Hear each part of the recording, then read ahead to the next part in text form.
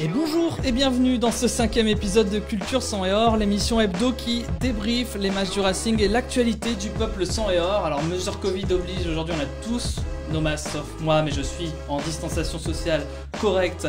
Mais on a bien pris le soin de mettre nos masques. Aujourd'hui on aura du débrief puisque nous passerons à la loupe ce 10e point de la saison obtenu par le RC Lens ce dimanche en terre nîmoise. Et pour évoquer ce match ce soir à mes côtés, il est éducateur football dans la catégorie senior, c'est Amaury de Monchaux. Bonsoir Amaury. Salut Thomas, bonsoir à tous. Bienvenue dans Culture Sang et Or Amaury. Merci. Culture Sang et Or ne serait rien sans lui. Fidèle au poste et éternel caution journaliste de l'émission, c'est Grégory Lallemand de La Voix du Nord. Bonsoir Grégory. Salut à tous. C'est un bel hommage que je fais. Ouais, c'est pas mal. J'ai Ouais. mis la barre haut. T'as pas encore parlé de mon mauvais pronostic de la Ah non mais semaine ça dernière. vient, alors là Ah, ça va attention, arriver. non, surtout ne spoilons pas la suite. Il est délégué lensois de l'association Foot en Cœur, c'est Jérôme Perrin. Bonsoir Jérôme. Bonsoir à tous. Bienvenue Jérôme, on fera un point, un focus sur ton association, ton joli projet, juste après l'interview de notre invité du soir. Notre invité du soir qui est arrivé de manière tumultueuse chez nous à la fin de l'été 2019 pour s'imposer dans notre défense de fer, c'est Jonathan Gradit, ou Grady d'ailleurs. Grady, Bonsoir. Jonathan Grady. Bonsoir Jonathan. Bonsoir. Merci beaucoup d'être venu, les supporters en sont ravis déjà sur les réseaux. Alors Jonathan qui participera au débat avec nous et que nous aurons la joie d'interviewer dans cette seconde partie d'émission. Mais nous ne ferons pas que ça dans l'émission puisque comme je l'ai dit, nous reviendrons sur le match du RC Lens à Nîmes. Que faut-il retenir de cette rencontre? Nous nous poserons des questions qui piquent un peu, notamment sur la profondeur de banc du RC Lens. Et nous ferons le déjà culte quiz Culture Sang et Or et après l'interview de Joe Grady, nous parlerons de l'association Foot en Cœur pour enfin nous projeter sur le choc qui nous attend cet été. Cet été? Non. Le week-end prochain, Ouais. pardon, on n'est plus en été, c'est déjà fini contre notre Il y a plus de éternel saison, ami. il y a plus de saison. Ouais, là vraiment, contre notre éternel ami. L'AS Saint-Etienne. Mais avant de démarrer l'émission, sachez-le, si vous souhaitez poser des questions à Jonathan Grady, n'hésitez pas sur le Facebook de Lens United, le Facebook, la page Facebook sur laquelle vous regardez cette émission, vous pouvez lui poser vos questions et je me chargerai de les lui transmettre. Allez, je pense qu'il est venu le temps de siffler la première période de Culture Sang et Or. Alors voilà, fin de notre série de victoires. Le sourire aura duré jusqu'à la 87e minute hier, tout proche de notre 4e gros coup de la saison. Zinedine Ferrat aura été notre bourreau.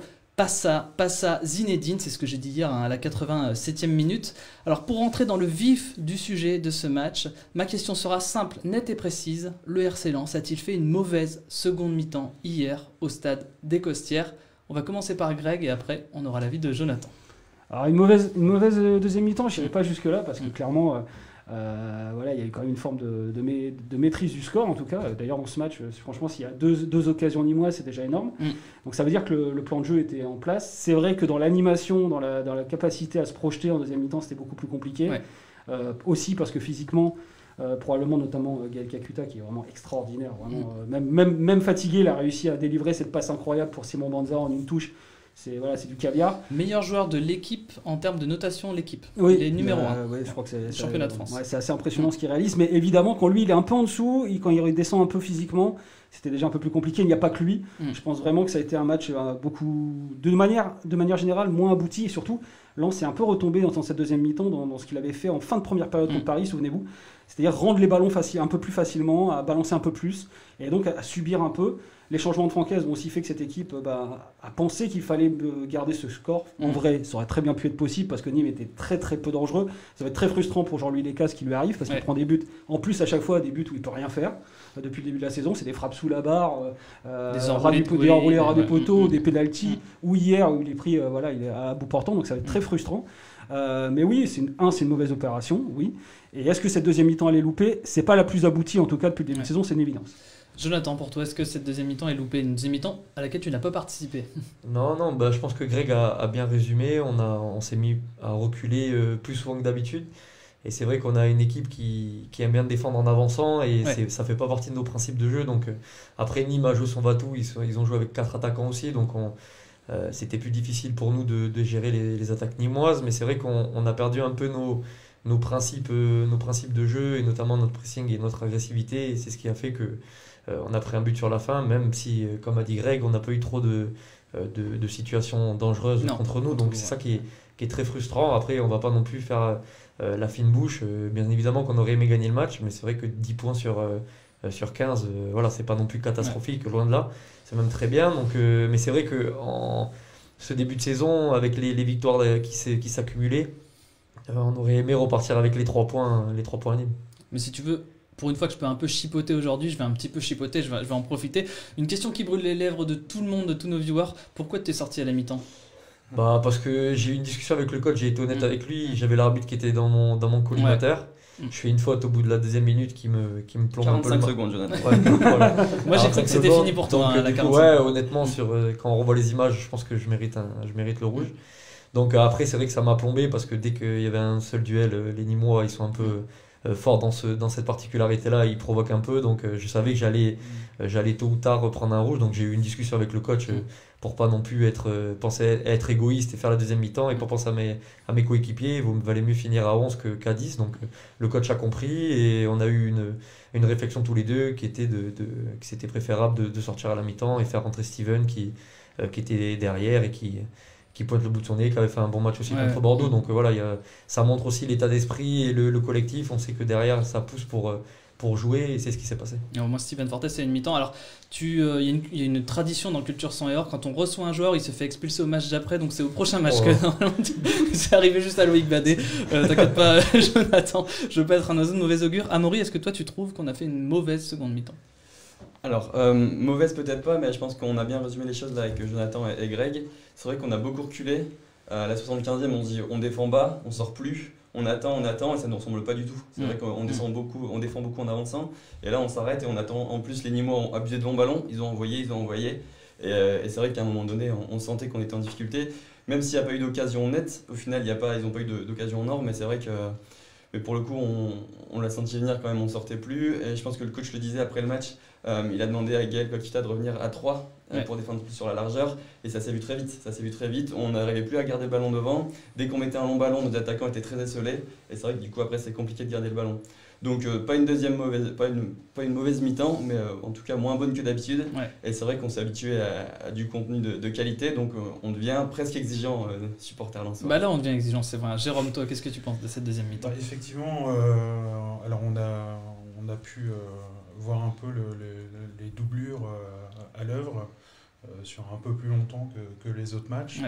Il y a eu quelques bonnes rentrées, il y en a d'autres où ça a été un petit peu plus compliqué. Je pense on peut donner des noms, Steven Fortes ça fait plutôt une bonne rentrée sur ce match. En attaque c'est plus dur, Corentin-Jean, Simon Banza. C'est ça, Simon Banza, alors il est un peu sous le feu des critiques sur les réseaux, même si, je pense qu'il fait pas forcément... il y a eu un dodelinage de Greg Lamont, je vais revenir sur lui juste après. Mais effectivement, il y a une grosse occasion sur une passe de Kakuta, tu le disais tout à l'heure, et effectivement, celle-là, s'il la met, c'est plus le même match. Ouais, mais moi, c'est pas celle-là qui me gêne le plus, même si... Parce que le ballon, je crois, j'ai l'impression, moi, de Suisse, il y a beaucoup de vent. Le ballon lui revient un peu à un petit effet rétro. J'ai l'impression qu'il lui reste un peu dans les pieds. Et ce qui rend la demi-volée, même si elle n'est pas impossible, un peu plus compliquée. Je pense qu'il est dans un moment un peu plus de confiance. Il aurait certainement plus pris son temps. Moi, c'est une autre occasion qui me gêne sur Simon Banza, parce que c'est un mec qui aime la castagne en général, qui aime aller dans la bagarre. Et il y a un centre de Corentin-Jean dans les 6 mètres à un moment donné, où c'est vrai, il y a un 2 contre 5 à ce moment-là, et on peut imaginer que ça va être compliqué pour Corentin-Jean de mettre le ballon dans les 6 mètres. Il y parvient quand même, et Simon Banza est un peu passif à ce moment-là. Et je pense que ça dit tout, en fait, de son manque de confiance, et aussi qu'il doit se faire un peu violence actuellement pour moi pour aller dans ces points chauds où en général on le retrouvait, c'est-à-dire l'année dernière quand il marquait, il jetait au premier poteau, il arrive à couper les trajectoires. Et là sur ce ballon-là, moi c'est ça. Mais à contrario, on parle beaucoup de Simon Banza ou de Corentin-Jean. Il faut aussi dire que quand ces joueurs-là rentrent, un mec comme Gaël Kakuta qui est un gros pourvoyeur de ballon, on parle beaucoup de Gaël Kakuta, évidemment que c'est une animation collective, et notamment des pistons aussi, Jonathan Klaus qui a été très bien hier, j'ai trouvé, notamment, pardon, et pour le coup, ils arrivent à un moment où l'équipe est aussi physiquement en train de baisser, donc c'est moins facile pour moi, pour ces joueurs-là, d'être dangereux dans ces moments-là. Ils arrivent aussi dans un moment où l'équipe est plutôt dans une optique de garder le score. Ça ne veut pas dire que Simon Banza a fait un bon match, il est évident qu'il peut faire mieux et doit faire mieux, parce qu'on sait ce qu'il peut apporter quand il est en pleine confiance. Maintenant, encore une fois, le contexte de la première minute n'est pas le même qu'à la 60e minute. D'abord parce que les équipiers ne sont pas au même niveau physique, et aussi parce que le contexte du score amène une équipe à jouer différemment. Voilà. C'est important de le préciser, ce que tu viens de dire. C'est vrai que c'est une analyse, moi personnellement, que je ne m'étais pas faite, mais effectivement, quand on voit Gaël Kakuta a un apport énorme dans l'équipe, mais forcément ça baisse au fur et à mesure du match. Je dis juste Corentin Jean, par exemple, qui était titulaire à Lorient, il a été très très dynamique, il a pris entre les lignes, il obtient le penalty. Parce que Gaël Kakuta, parce que l'équipe à ce moment-là, elle est très très bien. Elle est vraiment très très bien. Et c'est plus compliqué pour les joueurs de rentrer ensuite quand l'animation autour est évidemment moins performante aussi au niveau physique. Voilà. C'est une autre analyse de notre banc et de nos remplaçants. Une autre question sur le match. Donc si on retire cette égalisation à la 87e minute, qu'est-ce que vous retenez principalement de ce match, Jonathan, peut-être pour commencer? Je pense qu'on a fait une très bonne première période, parce que on les a mis en difficulté, ils n'ont quasiment aucune situation. Et on a gardé justement ce qu'on sait faire de bien, c'est-à-dire défendre, aller chercher, mettre beaucoup d'intensité. Et on a eu beaucoup de situations. Donc c'est vrai que c'est un peu ce qui nous fait défaut, c'est qu'on a un super contenu, mais dans notre efficacité, je pense qu'on doit, notamment offensive, mais défensive aussi, on doit être encore meilleur sur ces points-là, parce que si on rentre à la mi-temps avec 2 voire 3 buts même à la pause, c'est pas immérité. Donc, et pareil également aussi de notre côté, je pense que il faut qu'on arrive à être un peu plus solide nous défensivement sur certaines situations, parce que comme l'a dit Greg, Jean-Louis doit avoir peut-être depuis le début de saison 6 ou 7 buts encaissés ou même 8, et il a quasiment rien à faire après les matchs. Donc c'est vrai que c'est rageant, parce que on a l'impression qu'on aurait pu prendre 3 ou 4 buts de moins et en mettre 3 ou 4 buts de plus. Donc, mais pour répondre par rapport à Simon, je pense que Simon, c'est un joueur qui a besoin d'énormément de confiance. On l'a vu l'année dernière, à un moment donné, il était un peu moins bien parce qu'il était sur le banc, il comprenait pas trop pourquoi il jouait pas, etc. Mais je pense qu'un joueur comme ça va être super important pour nous, pour notre collectif, parce que comme vous l'avez dit, il y a Gaël et Ghana qui marchent sur l'eau un petit peu en ce moment.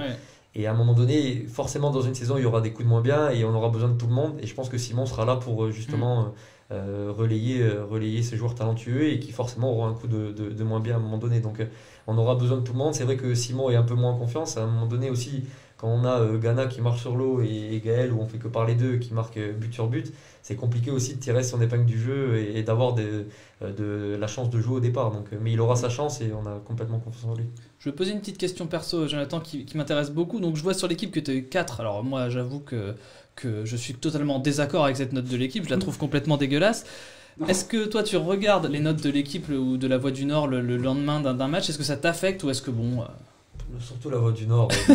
Parce que tu peux régler tes comptes. On regarde parce tu que peux. On regarde, on va pas être malhonnête. On regarde parce qu'il y a beaucoup de proches qui regardent énormément, etc. Donc on est au courant un peu de tout. Donc on le savait. Après, honnêtement, sur cette note-là, je suis d'un côté d'accord, parce que je peux prendre un rouge. Si t'avais rouge, j'ai handicapé l'équipe aussi. Donc pour le moment, je suis plutôt épargné sur les notes. C'est ce que je disais à Greg il y a pas longtemps. J'ai souvent des bonnes notes, donc je vais pas non plus me plaindre.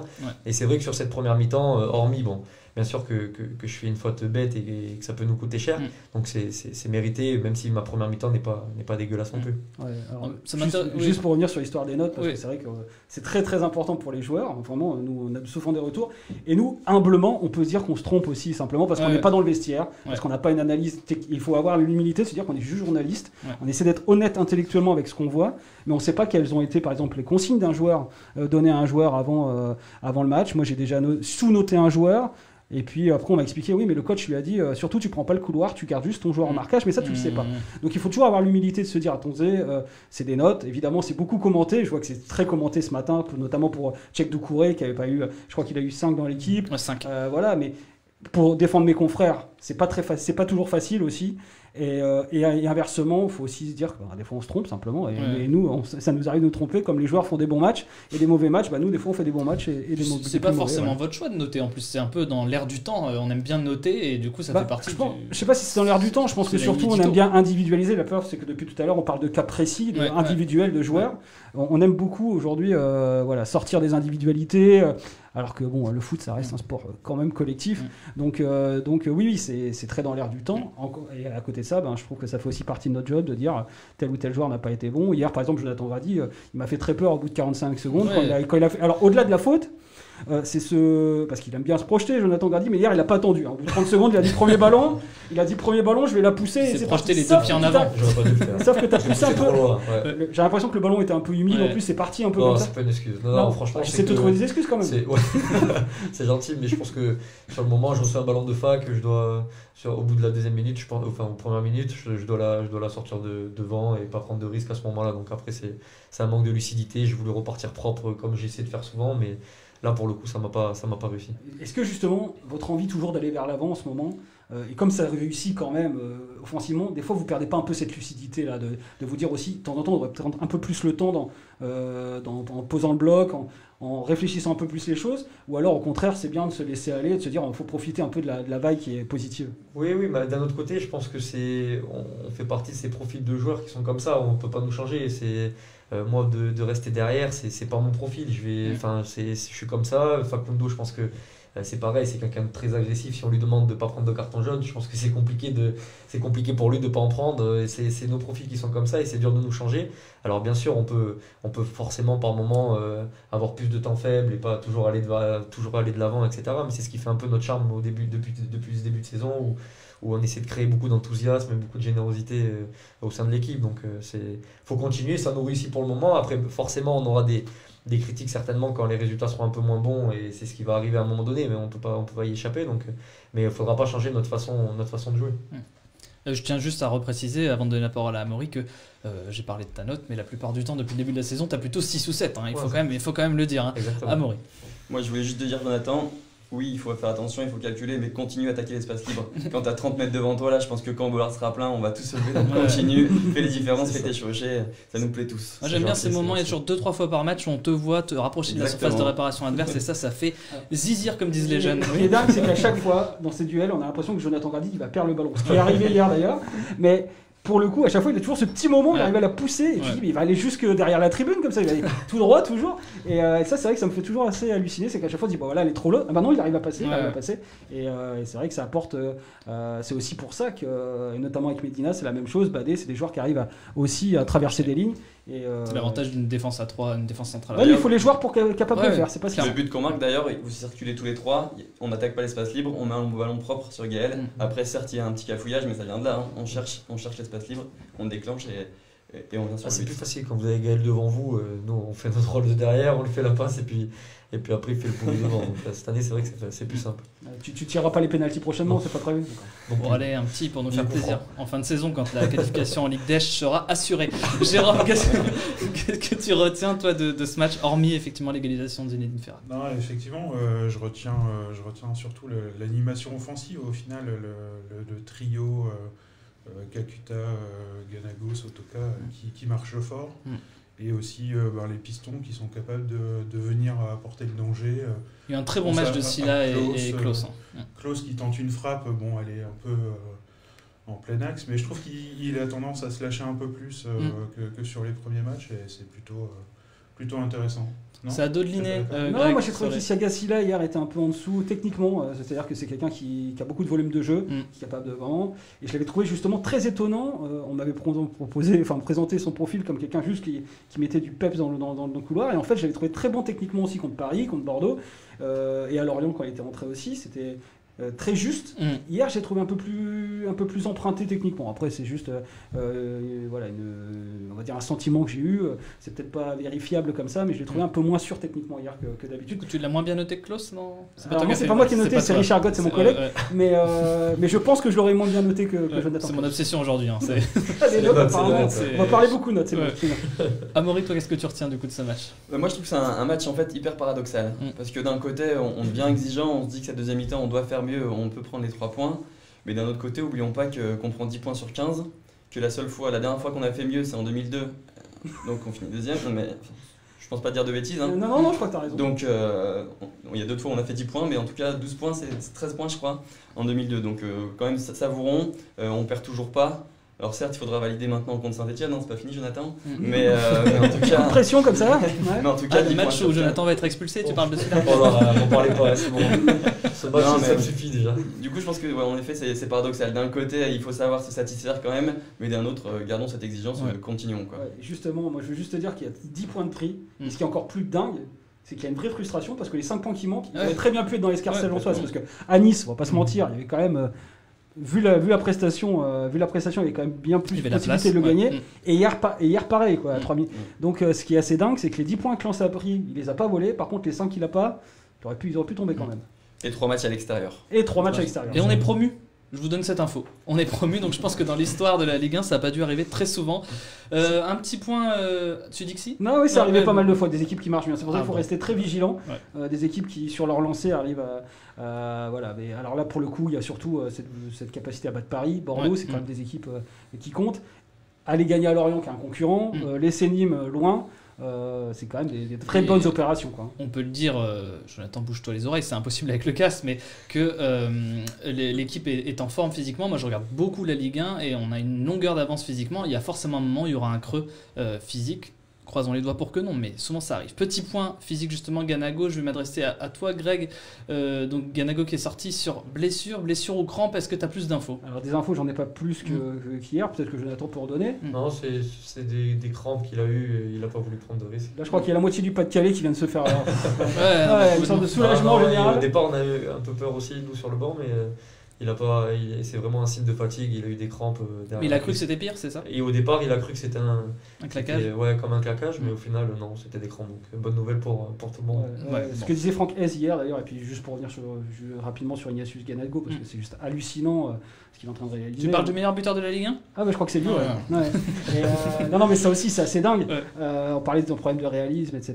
Là, c'est un joueur, sur son geste, sur son but, hier, on en reparlera peut-être après. Parce qu'elle n'est pas facile, elle vient côté gauche, il est sur le pied gauche, elle est un peu en hauteur. Alors ça prouve que le mec il est en confiance, c'est évident, qu'il est hyper relâché parce qu'il est en confiance, parce que pour faire ce geste-là, la décroiser, voilà, c'est pas facile. Et je pense que c'est ce qui manque notamment à un mec comme Simon Banza qui doit se poser un peu plus de questions.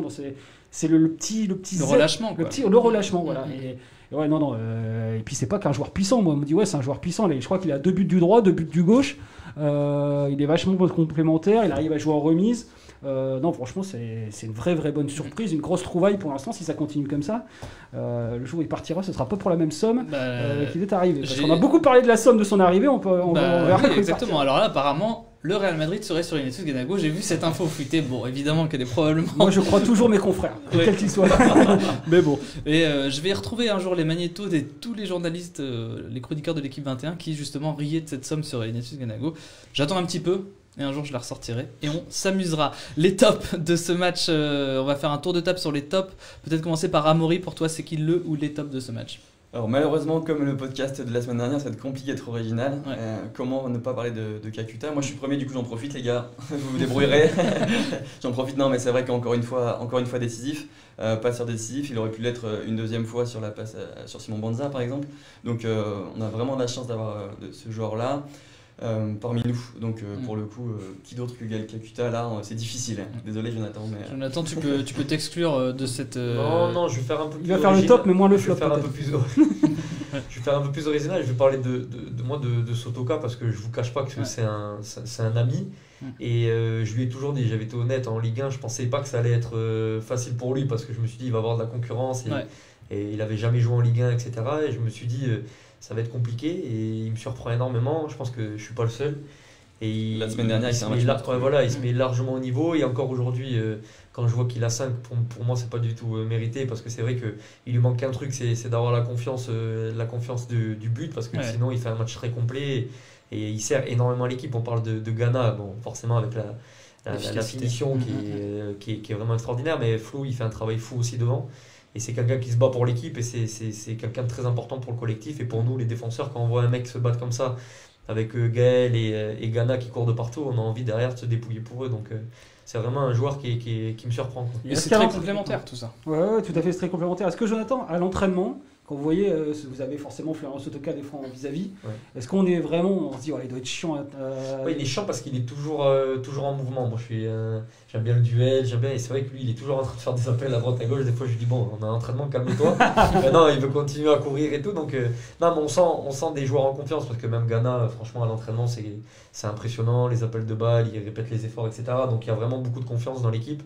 Il faut que ça continue comme ça et ça sera de bon augure pour nous. Greg, ton top? Moi, mon top, moi je vais dire Jonathan Klaus, parce que pour le coup, j'avais un vrai questionnement sur sa faculté aussi à défendre. En fait, parce qu'il n'a pas exactement le même profil que Clément Michelin, hein, qui est peut-être un peu plus, on va dire, en place. Jonathan Klaus, il aime bien avoir le ballon, y aller et tout. Et puis hier, il est à deux doigts de mettre un super but du gauche, là, qui passe son pied, contrôle poitrine, là, en début de match, à la 7e minute. Et au-delà de ça, qualité de pied, et puis une abnégation. Il disait lui-même, hein, j'ai appris avec le temps à aimer courir et à faire les efforts parce qu'il ne les faisait pas. Il dit voilà, moi quand j'étais amateur, le foot c'était un plaisir et je faisais peut-être pas ces efforts-là. Et là, franchement, on le voit qu'il prend du plaisir à défendre. Il fait 2-3 retours défensifs aussi en deuxième période sur des contre-attaques, ce qui était assez dingue d'ailleurs de voir Lens mener au score et se retrouver à 2 contre 3 en infériorité numérique sur des centres, sur des contres, alors que Lens menait au score. Donc, ça dit tout quand même de la philosophie de cette équipe d'ailleurs. Mais Jonathan Klaus, moi je l'ai trouvé, j'ai trouvé qu'il a vraiment été très bon et c'est quand même de bon augure. Justement, ça me permet de poser une question à Jonathan. Jonathan, ce rôle de piston là, parce que évidemment Clément Michelin est blessé, on l'a vu. Jonathan Klaus, on lui souhaite évidemment rien. Mais est-ce que toi, tu arriverais à jouer, vu que tu es quand même d'abord un droitier qui peut jouer dans le couloir, est-ce que ça te plairait, toi, de jouer à ce poste de piston? Honnêtement, je pense que ça serait plus compliqué parce que j'ai pas la capacité comme eux à répéter les efforts aussi.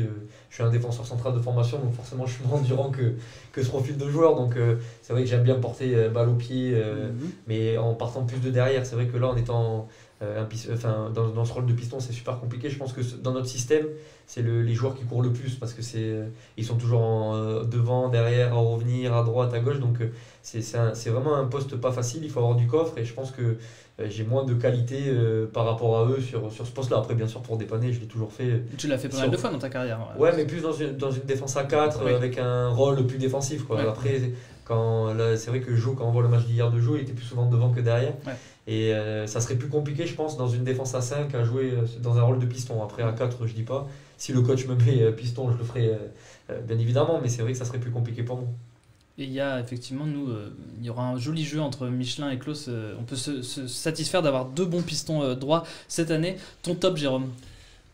Au-delà des joueurs déjà cités, je vais rajouter Doucouré parce qu'il fait quand même encore un gros travail hier. Il monte en puissance. Vraiment, il donne des satisfactions en Ligue 1 et voilà, on est content de l'avoir avec nous. Et puis la doublette avec Yannick Cahuzac est hyper complémentaire en fait. Même Yannick Cahuzac, moi il m'impressionne, il fait pas tant de fautes que ça. Il est propre, simple, parce que Tchèque à côté, il Ramon aussi, mais franchement, le niveau de Yannick Cahuzac, on n'en parle pas beaucoup parce que c'est très discret, mais alors... eux aussi, c'est compliqué dans ce système-là. Hein. C'est de l'intérieur, Tchèque Doucouré, Yannick Cahuzac. Là. Beaucoup de fois, on les voit se projeter jusqu'au point de corner adverse. Et comme Nîmes hier balançait beaucoup de longs ballons, il fallait qu'ils refassent la même chose de l'autre sens. Donc on parle beaucoup des pistons, et moi je trouve qu'eux aussi à l'intérieur, c'est un rôle hyper exigeant. Ouais, et dans un système comme ça, on les voit moins. C'est du travail de sap qu'on voit moins. C'est moins évident, effectivement. C'est beaucoup plus dur à analyser. Les flops de ce match, alors allez, on va commencer par Jonathan. Est-ce que tu as envie de te mouiller un petit peu? Les flops, je vais me mettre moi. Je sors à la mi-temps. Comme ça, t'es tranquille. Tu peux aller arriver à l'entraînement tranquille. Un flop, c'est difficile, hormis moi, de sortir quelqu'un. Franchement, j'ai pas de flop dans l'équipe. Non. Est-ce que de manière générale, le fait de perdre. C'était quoi l'état d'esprit dans le vestiaire après le match? Je dirais quand même. Ouais, c'est surtout collectif, quoi, d'avoir perdu 2 points sur 3 minutes, quoi, de match qui restait. Et après. Comme je l'ai dit, il faut aussi savoir positiver. Je pense qu'à un moment donné, on fait un début de saison magnifique. Donc c'est très rageant parce qu'on s'habitue à gagner, on ne va pas se le cacher. Et avec l'équipe qu'on a, on a tendance à se dire putain, on est une super équipe. Moi, en première mi-temps, je me suis dit comment ils peuvent marquer. Franchement, c'est une sensation que j'ai jamais eue dans ma carrière. Et en première mi-temps, je me suis dit je vois pas comment ils peuvent marquer. Et c'est vrai que c'est rageant quand on voit à la fin du match le score final. Après, de là à tirer un flop, je suis pas sûr parce que tout le monde s'est battu comme des chiens et j'ai pas vu un joueur en dessous de l'équipe. Ouais, justement, Jonathan, tu disais que vous vous habituez à gagner. Moi, il y a une attitude chez toi qui m'a marqué hier.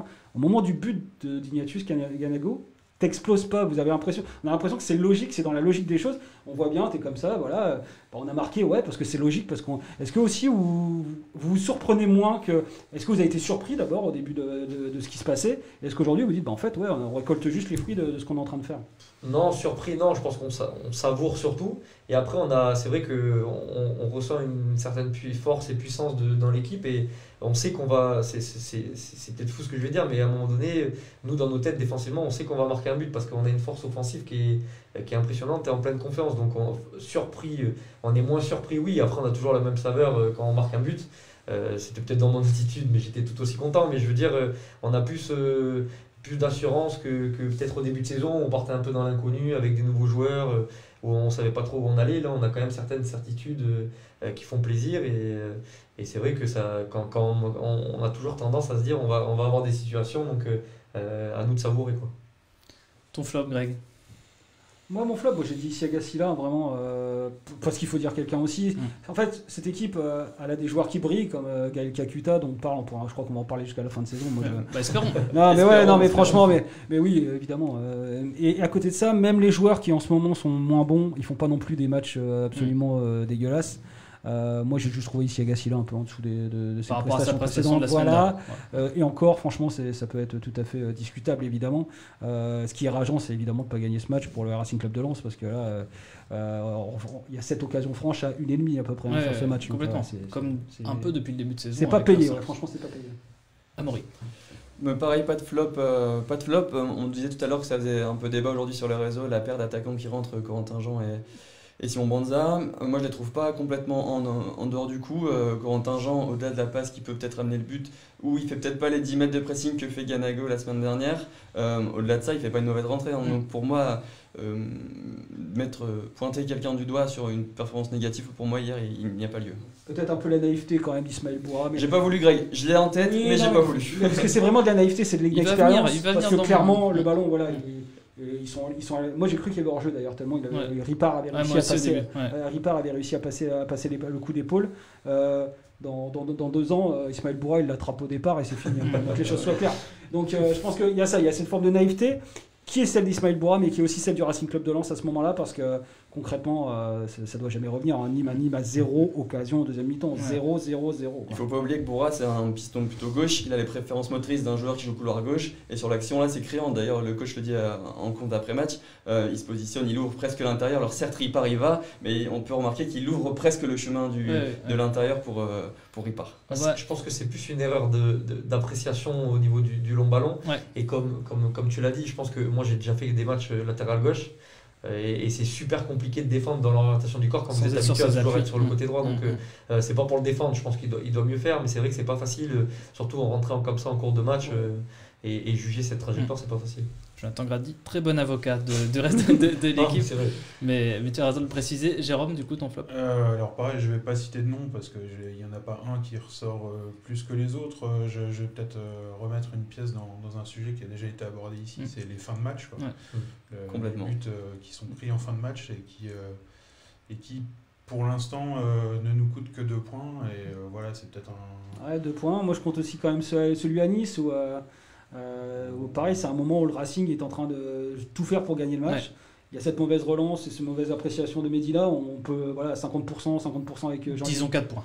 Mais c'est qu'à 4 points quand même. Ça fait quand même beaucoup, quoi. Donc, je l'ai dit de manière légère, mais oui, il y a parce que franchement, à la dernière minute, je crois que d'ailleurs il y a un corner à la fin que Grady doit dégager à Lorient. Si tu prends le 3e à la 93e et que tu perds 2 points, vu comment tu as surdominé Lorient et que ça doit finir à 4-1 ou 5-1 cette histoire. Donc à un moment donné, c'est vraiment des axes d'amélioration pour le Racing Club de Lens qui sont hyper importants parce que, ils disent d'abord que cette équipe n'est pas encore au maximum, donc ce qui est rassurant vu ce qu'elle montre, et aussi qu'elle peut peut-être voir voir plus haut, peut-être pas au classement, mais vraiment être rassurée très rapidement et jouer tranquillement la deuxième partie de saison. Je vais faire très vite sur cette dernière question, répondre qui veut y répondre. Par rapport au coaching de Francaise, devait-il faire sortir Jonathan Klaus? Oui ou non? Qui veut répondre à cette question? Moi, je pense que de l'extérieur, je pense qu'il y a des choix les supporters n'ont peut-être pas compris, mais nous qui étions sur le banc, il était cramé. Donc il n'y a pas de débat sur ça. C'est que à un moment donné, il était fatigué. Je crois que même il a signifié au coach. Donc à partir de ce moment-là, le coach a fait un choix de le sortir, mais c'est pas un choix du coach. C'est plus un choix du joueur qui a voulu sortir parce qu'il était fatigué qu'autre chose. Voilà, quelle meilleure réponse que d'avoir sur le banc. Comme j'étais sur le banc, j'en profite. Oui, complètement. Parce que ça a un peu affabulé sur les réseaux. Thomas ira sur le banc aux côtés de Francaise au prochain match. Il y a peut-être moyen de trouver une solution pour que. C'est prévu. Voilà. C'est prévu. Mais on n'aura plus de questions à poser aussi. Je creuse mon trou dans le sillon du RC Lens petit à petit. On passe à un moment que vous aimez tous, mes chers amis viewers. Le quiz, on peut mettre la petite musique de suspense. Alors, après 5 journées, Ignatius Ganago occupe la première place du classement des buteurs de Ligue 1. Il occupe en toute logique la première place du classement des buteurs du RC Lens. La semaine dernière, je vous ai demandé quel joueur avait terminé meilleur buteur du RC Lens lors de nos 10 dernières saisons en Ligue 1. Cette semaine, je vais vous demander quels joueurs ont terminé meilleur buteur du RC Lens lors des 10 dernières saisons, tout court, Ligue 1, Ligue 2, confondus. Et sans vous mettre la pression, je pense qu'il peut y avoir plusieurs gagnants aujourd'hui. Alors on va faire un tour de table inversé. Amaury, tu peux commencer. On va commencer par Tousgar. Tousgar 2013-2014 et 2014-2015 et 2012-2013 avec respectivement 11, 12 et 8 buts. Tousgar c'est gagné. C'est les meilleurs buteurs des 10 dernières années au RC Lens. Par saison. Il n'y avait pas Yannick Gomis? Gomis, effectivement, le meilleur même en termes de nombre de buts, 16 buts en 2018-2019. Jérôme. Je peux tricher. Je sais pas, j'avais tenté Louboya. Louboya, c'est trop vieux. C'est trop vieux, ça ne passe pas. Il n'a pas été meilleur buteur du RC Lens, Louboya. Alors moi, je vais essayer de pas prendre trop de risques. Enfin, je vais essayer de pas prendre trop de risques. Je veux dire Florian Sotoka l'année dernière. Voilà, avec 8 buts, effectivement. Il faut parfois avoir ça. Il faut être malin. Bah oui. Amaury. Kevin Fortuné. Et non, Kevin Fortuné ne rentre pas dans ce classement. Allez, c'est terminé. Amaury, Jonathan. Faut pas faire gagner Greg, Jonathan.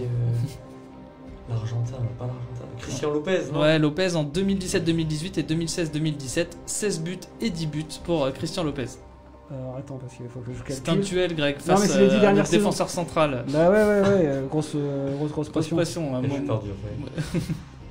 Je vais t'aider. Je vais dire Issam Gema. Et Gema, ça passe tout juste. 2010-2011. C'est pour ça que je calcule dans ma tête, dans la petite tête. Bien joué avec le total pharaonique de 5 buts. Hein. Il y avait des années où ça allait moins bien. On rappelle que tu sais, t'as 4 buts. C'est vrai. C'est vrai que quand on ramène ça, c'était la dernière 2010-2011 à Lens. Ouais, donc, Issam Gema, 5 buts en fin de saison. Ignatius Ganago était en Ligue 1 et était déjà à 4 buts. Donc effectivement, c'est pas le même départ. Il est incollable, ça fait 20 ans qu'il Jonathan, je vais vraiment essayer de t'aider. Ouais, moi, je suis jamais aidé, je sais pas pourquoi. Allez, il joue à Nice maintenant, ce joueur. Non, mais c'est pas possible. Il joue à Nice. Mais bon, j'aide un petit peu. C'est un attaquant? Non. Il s'appelle Willan. Voilà, comme ça, c'est un indice. Bravo, Jonathan, tu restes dans le jeu. Greg. Ouais, pas bien joué. Ouais, moi, j'aurais bien tenté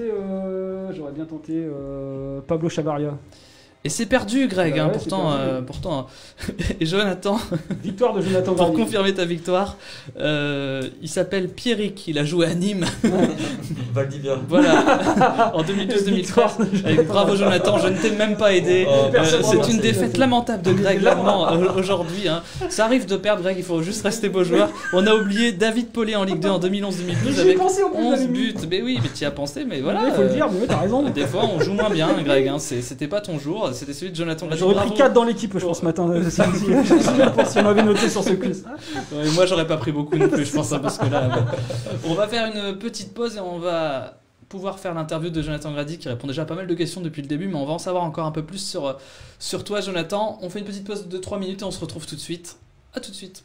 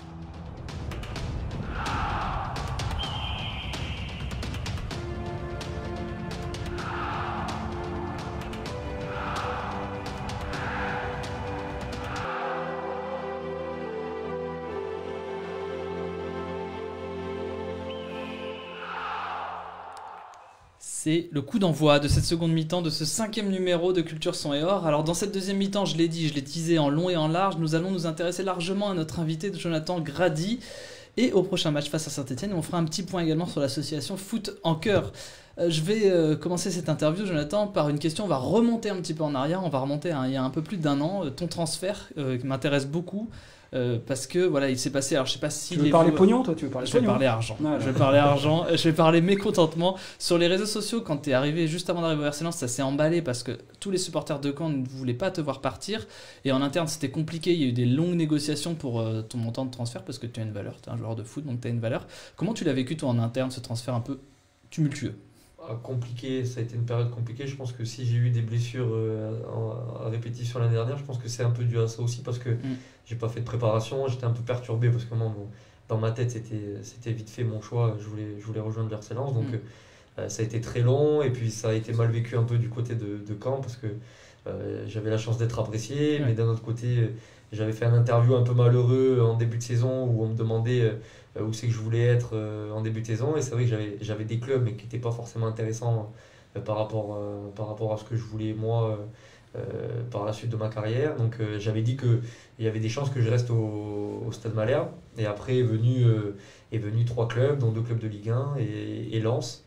Et les 2 clubs de Ligue 1 étaient des clubs qui jouaient le maintien, donc je me suis dit j'ai pas envie de reconnaître un club où je galère encore toute la saison, j'ai envie de tenter un défi, et un club comme Lens ça se refuse pas. J'avais été un peu en contact un peu il y a 2 ans ou 3 ans avant avec Lens, ça s'était pas fait, donc là je me suis dit c'est ma chance, et il faut que je la saisisse. Et puis c'est vrai que ça a été mal vécu parce que d'un point de vue pour le club voulait pas me laisser partir à Lens parce que c'était un concurrent direct pour la remontée en Ligue 1, et il préférait que j'aille en Ligue 1, sauf que moi je voulais pas y aller, donc c'était super long, et des vis-à-vis clashs des de partout. supporters ça a été très compliqué. Et je comprends que les supporters de Caen te regrettent aujourd'hui. On leur donne nos amitiés, personne ne nous écoute de Caen, donc bon, on les salue. On sait pas. On sait pas, il y a peut-être quelques supporters de Caen. Mais bonjour, merci de nous avoir donné Jonathan. Enfin, donné, non d'ailleurs, ils n'ont pas du tout donné. J'ai une question de Jérôme Dupuis. Donc tu es arrivé, toi c'était Philippe Montagnier qui était à la tête de l'équipe. La question de Jérôme, c'est qu'est-ce que Francaise a apporté de plus par rapport à Montagnier, sans forcément dénigrer, mais en termes d'entraînement, méthode, système? C'est plus d'un point de vue tactique et schéma tactique à l'entraînement.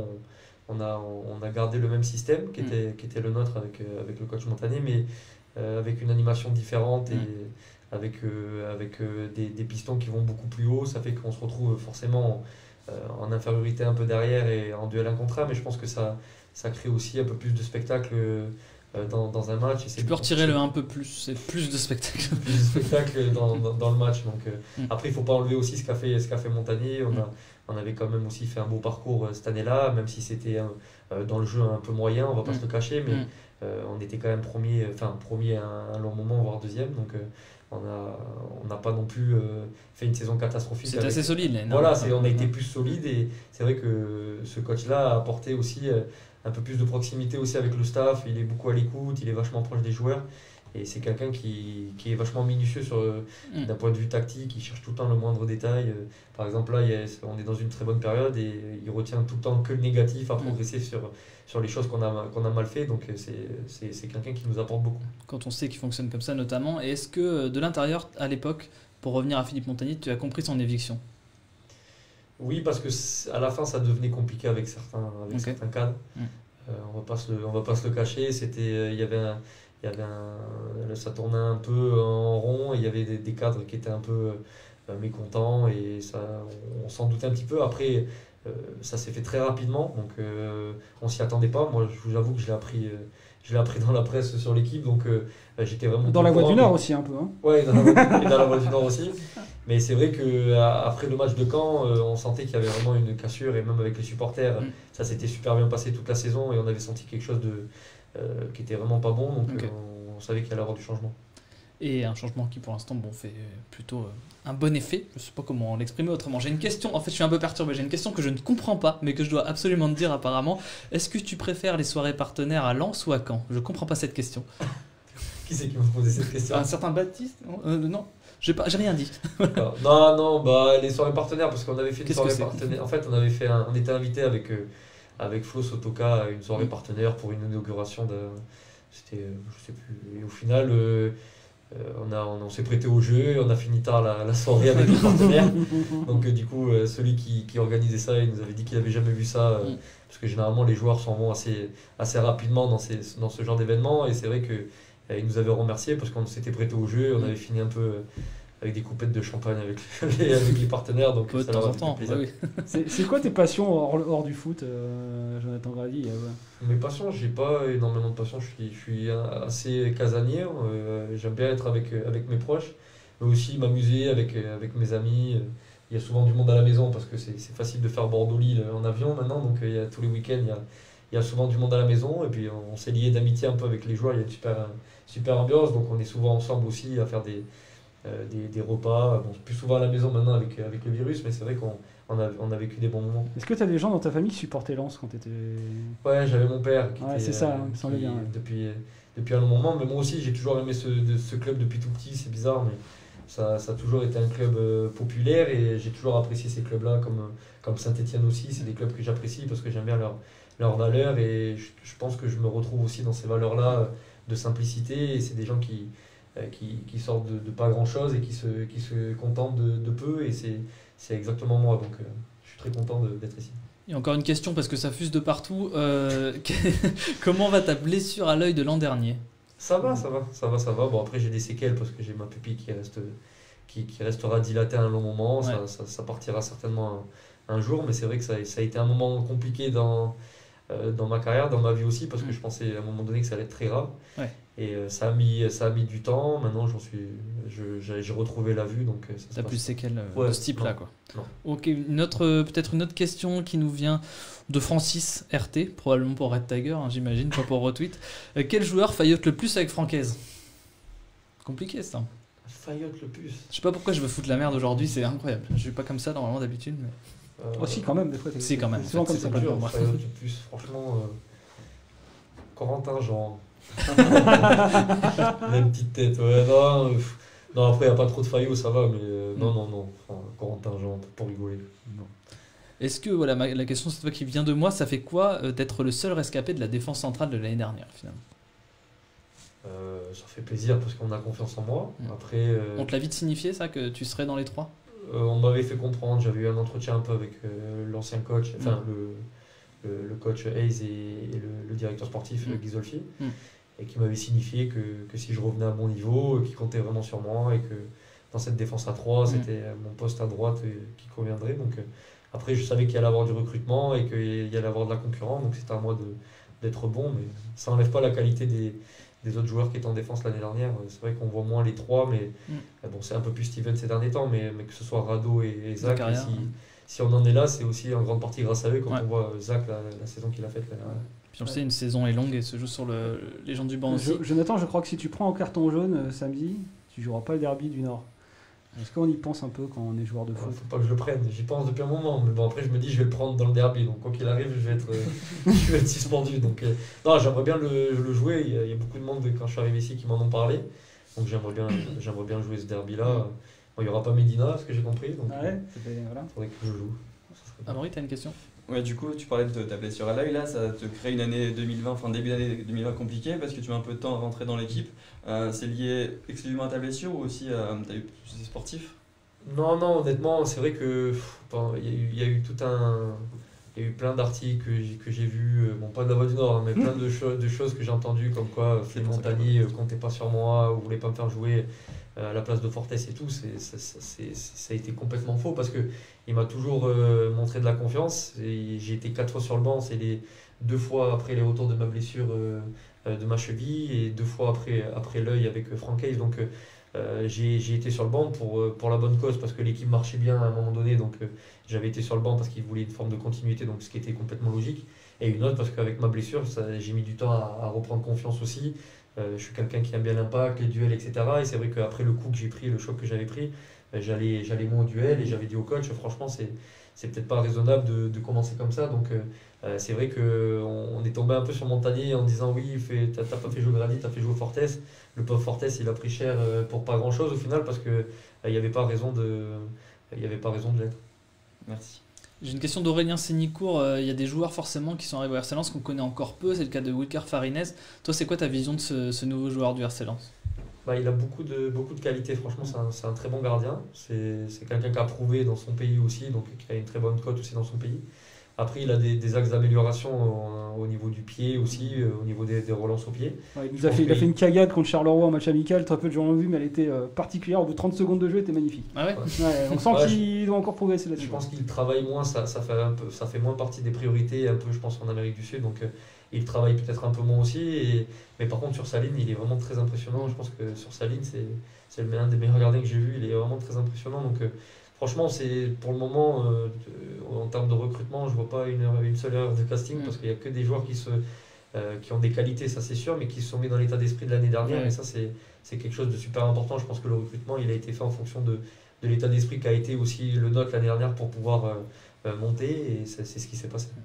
J'ai une question qui va revenir sur... on en a déjà pas mal parlé dans cette émission. C'est une question de V petit, Valentin peut-être. On va l'appeler Valentin pour aujourd'hui. Est-ce que tu sais expliquer tous ces buts encaissés en fin de match? C'est notre axe de progression, je pense, à améliorer parce qu'il y a peut-être une forme de déconcentration en sachant qu'on avait un match abouti contre Lorient et qu'il restait très peu de temps et on a pris un but qu'on aurait pu éviter aussi à la dernière minute. Il y a ce but-là aussi en fin de deuxième mi-temps, le match contre Nice aussi. Donc c'est vraiment des buts qu'on peut éviter. Et c'est peut-être aussi le fait qu'on se dit, c'est bon, on a fait le job tout le match et on se relâche un petit peu. Donc c'est ce qu'il faut gommer parce que c'est vrai que c'est embêtant. Pour le moment, ça se passe bien, mais quand on aura des moments plus compliqués et qu'on perd 1-0, ça sera différent. Et enfin, on va finir avec une question de Anthony qui nous parle de ta relation avec Facundo Medina. Tu es un peu le taulier de la défense, que ce soit vis-à-vis de la défense centrale, vis-à-vis de Loïc et de Facundo. Est-ce que Facundo, tu lui donnes des conseils, notamment sur l'adaptation des conseils musicaux peut-être? Musicaux. C'est vrai que j'avais oublié cette petite histoire. Apparemment, Facundo Medina embête pas mal les gens dans le vestiaire avec ces musiques qu'on peut qualifier de merde dans le monde de la merde, apparemment. Argentine, pardon, c'est ça qu'on dit. Est-ce que donc tu lui donnes des conseils notamment sur le fait que Facundo Medina prend pas mal de cartons depuis le début de la saison? Des conseils, c'est compliqué parce que j'en prends pas mal aussi, donc je ne peux pas lui dire des choses que je fais pas, mais c'est vrai qu'on s'entend très bien tous les trois parce que avec Loïc aussi, on a une très bonne entente et on a des axes de progression aussi. Moi, le premier, c'est vrai qu'avec Facundo, on aime bien aller au duel, on est dans un rôle un peu de central qui sort un peu à droite, à gauche, toujours à aller embêter l'adversaire. Et c'est vrai qu'il faut qu'on arrive à se canaliser un petit peu parce qu'on a pris beaucoup de jeunes depuis le début de saison et ça va nous coûter des matchs. Donc il faut qu'on arrive à s'améliorer sur ça. Après, c'est quand même encourageant par la suite parce qu'on s'entend très bien. On a des bonnes... je pense qu'on est complémentaires aussi avec Loïc qui arrive à couvrir et à avoir une certaine sérénité aussi derrière dans l'axe. Match dingue hier de Loïc Badet. Un gros match aussi pour son âge et tout, il est très mature. Donc, non, c'est prometteur pour la suite, franchement. Est-ce que tu as presque l'impression d'être un taulier en fait à côté de ces deux jeunes là? Facundo, comme tu disais toi-même, il a une tête d'un peu plus âgé, mais ouais, c'est très très jeune autour de toi en fait. T'es presque l'homme d'expérience derrière. C'est jeune. Après, c'est vrai qu'ils ont quand même beaucoup de maturité pour leur âge. C'est pas des jeunes de 20 ans qui débutent et qui découvrent un petit peu le truc, qui sont un peu intimidés. C'est des gens c'est deux joueurs qui savent imposer, qui sont des leaders, je pense, un peu aussi sur le terrain, donc on n'a pas besoin de toujours gueuler sur eux, etc. C'est plus une relation de confiance où on sait, par exemple, moi je sais que quand je sors, j'ai Loïc qui va me couvrir, et inversement, quand il y a Facundo qui sort, il y a Loïc qui le couvre et moi derrière. Donc je pense qu'on a une relation de confiance qui s'est installée depuis les matchs de prépa et qu'il faut conserver et surtout pas se relâcher parce que on prend des buts, c'est frustrant parce qu'on est quand même solide défensivement. Et prendre des buts à chaque match, c'est frustrant pour nous parce qu'on a l'impression d'avoir fait un match abouti et quand on prend un but, on n'est jamais content. Parce que si Lens à un moment de moins bien et continue à prendre des buts sur chaque occasion quand ce sera un peu plus compliqué, ça peut faire mal aussi. Parce que là, on a l'impression qu'il y a eu 10 occasions contre eux depuis le début de saison, il y a eu 6 buts. Donc c'est un sacré ratio quand même. 60%, je calcule hyper vite. C'est impressionnant. Un peu de maths. Jonathan, en tout cas, merci pour toutes tes réponses et ton franc-parler. Je vais juste te demander quelque chose. Ne prends pas de jaune, s'il te plaît, face à Saint-Etienne. Ça samedi, c'est ça? C'est samedi à 17h au stade Félix Bollard de Lellis, très exactement. Exactement. Oh, quelle précision. Jonathan, tu es notre invité aujourd'hui et Jérôme, tu as fait le plaisir de venir également. Jérôme, tu portes l'association Foot en Cœur. Est-ce qu'on va profiter du fait que de plus en plus de gens nous écoutent et nous regardent pour faire un petit point sur cette jolie association? Est-ce que tu peux nous expliquer le principe de Foot en Cœur? Avec plaisir. Voilà, Foot en Cœur, c'est une association qui a démarré en 2011 à Lille, il faut le dire. C'est chez nos voisins que ça a démarré. En termes de solidarité, on peut mettre tous les clubs dans le même panier. C'est exactement ça, c'est l'idée. Alors aujourd'hui, on est présent autour d'une dizaine de clubs en France et il y a un club belge depuis quelques jours, Moucron, pour ne pas le citer. Et donc le principe est assez simple, c'est à chaque match, on essaye d'emmener un enfant handicapé ou hospitalisé longue durée au stade avec un de ses parents. Et puis voilà, on lui offre des petits cadeaux, on lui offre un maillot à son nom, un ballon, une écharpe. Et puis on partage avec lui notre passion du football, on lui montre un petit peu le stade Félix Bollard. Souvent c'est la première fois qu'ils viennent, donc c'est souvent porteur de pas mal d'émotions chez ses enfants. Donc on a démarré à Lens il y a 2 ans maintenant, 2 ans et demi. Et voilà, on a fait une vingtaine d'accompagnements l'année passée. On a eu la chance d'avoir un super accueil des sections de supporters. On a notamment été aidé par les Tigers l'année passée. Le KSO, là cette année pour Lens PSG, ça nous a permis d'emmener un groupe de 20 personnes avec une quinzaine d'enfants à Lens PSG. Puis il y a la victoire au bout, donc c'est encore plus beau. Donc voilà, on essaye de pérenniser un peu notre activité, de réussir à emmener un enfant à chaque match. Donc voilà, forcément, nous, nos actions, c'est principalement essayer de récolter des fonds pour financer les places, les maillots, etc. Donc on disait, les gens peuvent taper Foot en Cœur sur Google et éventuellement soit faire des dons, soit aussi, tu disais, donner du temps. Ouais, c'est ça. Alors, on peut nous retrouver sur Facebook, sur Twitter, Instagram. On est pas mal présent sur les réseaux. Et effectivement, là, ce qu'on cherche, c'est, alors sur Lens principalement, ça va être éventuellement des donateurs. S'il y a des gens qui se retrouvent un peu dans notre cause et qui ont envie de nous soutenir, c'est avec plaisir. Éventuellement, effectivement, s'il y a des volontaires qui ont envie de nous aider, pourquoi pas faire un accompagnement avec nous et emmener un enfant et un de ses parents au stade et lui partager un peu de football, c'est avec plaisir. Et puis évidemment, il y a un point sur lequel on a envie de progresser, c'est la relation avec le club, parce qu'aujourd'hui on fait un peu notre taf dans notre coin, et puis on essaye de mettre en place une relation avec le club, de montrer que on est sérieux, qu'on avance, qu'on fait des choses. Donc forcément, avec les joueurs, moi je suis content d'être à côté de Jonathan. On aura peut-être l'occasion d'en parler après, mais effectivement, si on a l'opportunité cette saison, une fois que le Covid sera disparu, pourquoi pas faire remettre le maillot par un joueur qui est pourquoi pas absent, qui vienne avec nous en tribune pour remettre le maillot. Il y a des choses à faire, peut-être visiter la Gaillette avec des enfants. Il y a des choses à faire qui sont relativement simples, qu'on aimerait travailler. Et donc voilà, on est quand même super content de notre activité, content de l'accueil des autres sections de supporters qui nous ont aidés. Enfin voilà, j'ai cité les Tigers, KSO, j'ai aussi cité Lens Capital, qui nous ont offert une 50aine d'écharpes à remettre aux gamins. Donc voilà, il y a plein de petits gestes comme ça, des groupes de supporters qui sont chouettes. Donc on est content de cet accueil-là et on les remercie encore. Nous, de notre côté, donc, la fédération Lens United qui donc abrite ce podcast va également avancer. Donc on a déjà voulu mettre en avant ce joli projet. Et il y aura des suites avec la fédération, bien entendu. C'est pour ça aussi qu'on a voulu t'accueillir aujourd'hui. On le répète, ceux qui sont intéressés par cette association, que ce soit pour donner du temps, aider à la communication, il y a plein de choses possibles. Vous tapez Foot on en parlait tout à l'heure, on mettra peut-être le lien dans la description du podcast. Pour ceux qui écoutent, il y aura le lien de vos réseaux sociaux, des réseaux sociaux de Foot en Cœur. En tout cas, retenez bien Foot en Cœur, c'est une superbe initiative, donc bravo à toi et à tous les bénévoles. On va passer à un autre sujet qui n'a rien à voir, mais ça nous fait plaisir de mettre un coup de projecteur. C'est une bien belle action. On trouve des fois, ne serait-ce que des groupes de supporters qui amènent des gens au stade. Là, c'est sur une cause précise et particulière, mais c'est une super jolie et noble cause. On va passer au prochain match où il y aura peut-être des enfants de l'association Foot en Cœur. On croise les doigts. On croise les doigts. Lens Saint-Etienne, donc à 17h au stade Bollard de l'Hélice, comme tu l'as si bien dit. Greg, ma question sera simple, elle est habituelle. Qu'est-ce que vous attendez de ce match? Peut-être Amaury pour commencer.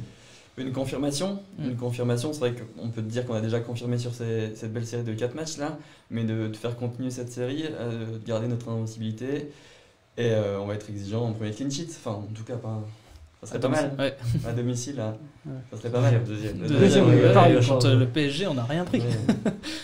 Jonathan, qu'est-ce que tu attends de ce match? Pas de carton jaune déjà, disons-le. Non, pas pareil, de continuer sur cette lancée et de confirmer nos belles prestations qu'on a faites. Et surtout dans le contenu, rester comme on est, à donner du plaisir aux gens qui nous regardent et encore plus s'il y a le résultat au bout. Donc on sait que ça sera compliqué, mais qu'on a des qualités pour embêter cette équipe stéphanoise. On en parlait hors antenne, hein. Lens Bordeaux a été une fête magnifique, et là que dire de ce Lens Saint-Etienne qui malheureusement se fera avec pour l'instant 5000 supporters. Greg, qu'est-ce que tu attends de ce match?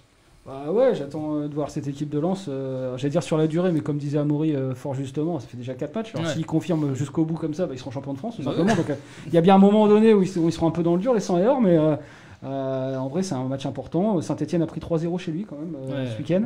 Ça veut dire que ce sera une équipe qui aura envie évidemment de montrer autre chose. Il y a de la qualité évidemment voilà, du côté stéphanois. Mais un petit peu la surprise de début de saison quand même, hein, Saint-Etienne, on ne les attendait pas. Oui, c'est vrai.